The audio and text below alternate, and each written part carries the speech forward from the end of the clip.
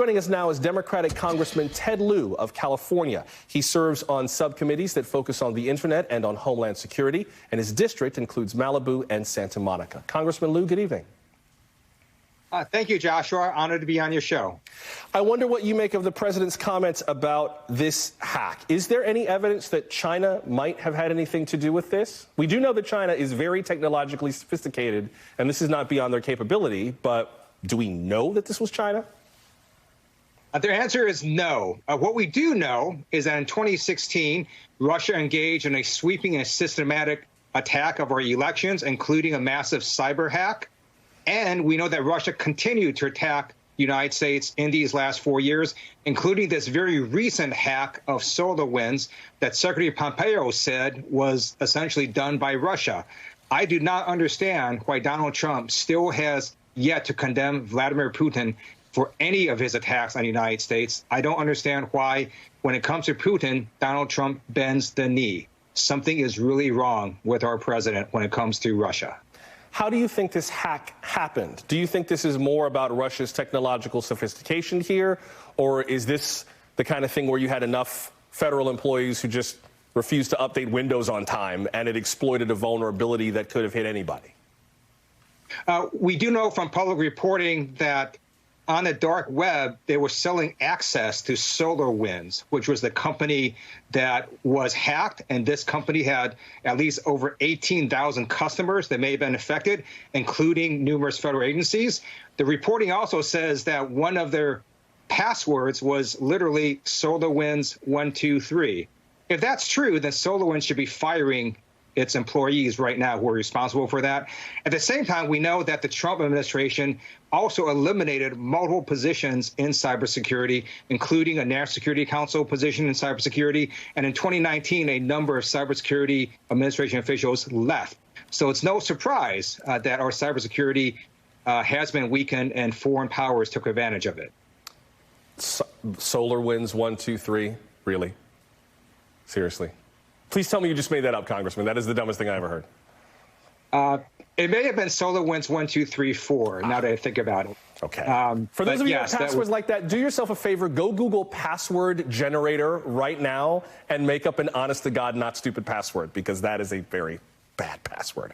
Congressman, what are we doing about these attacks? Is this the kind of thing that we have the capacity to push back on, or should we just kind of get used to this being the nature of how the world is going to work for the future? So I'm one of 4 recovering computer science majors in Congress. It's going to be one of 3 next year because the person's retiring. And it's clear that one of our weaknesses are third-party vendors. The OPM hacked during the Obama administration, which was a massive hack where millions of security clearance records were taken by a foreign power. That was also done through a third-party vendor. So we have to do a lot more testing and surveillance of third-party vendors that provide software to the federal government. I'm working on legislation to do that right now, but that's a weakness in our cybersecurity. President-elect Biden has tapped Alejandro Mayorkas to run the Department of Homeland Security. That is his nominee. What do you make of him in terms of his ability to deal with threats like these? I am so happy that Alejandro Mayorkas was nominated by President-elect Biden. I knew him when he was a U.S. attorney for the Central District in California.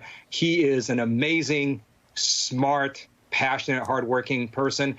And he was also Deputy Secretary at the Department of Homeland Security working on cybersecurity issues. So he gets it, and he's going to make sure that we get back on track in cybersecurity.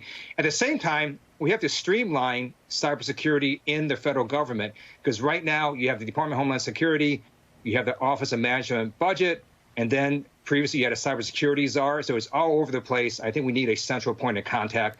Hopefully the Biden administration will fix that in the next couple years. And briefly, sir, before I have to let you go, what's your sense of how much can actually be done about this? I mean, China and Russia have the at least military advantage of making these kinds of hacks in a very centralized way. North Korea as well. The United States, as you mentioned, does a whole lot of contracting, although a lot of our cybersecurity operations are governmental.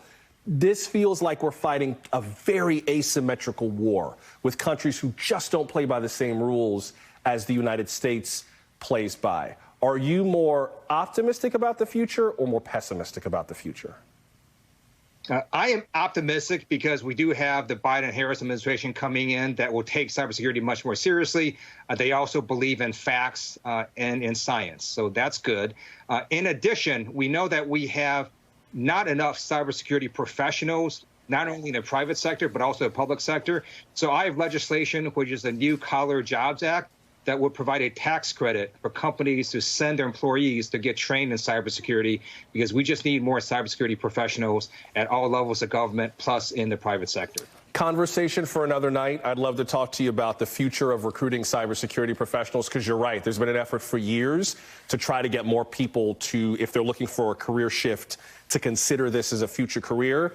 Conversation for another night, though. Would love to talk to you more about that. Democratic Congressman Ted Lieu of California. Congressman, thanks very much. Thank you, Joshua.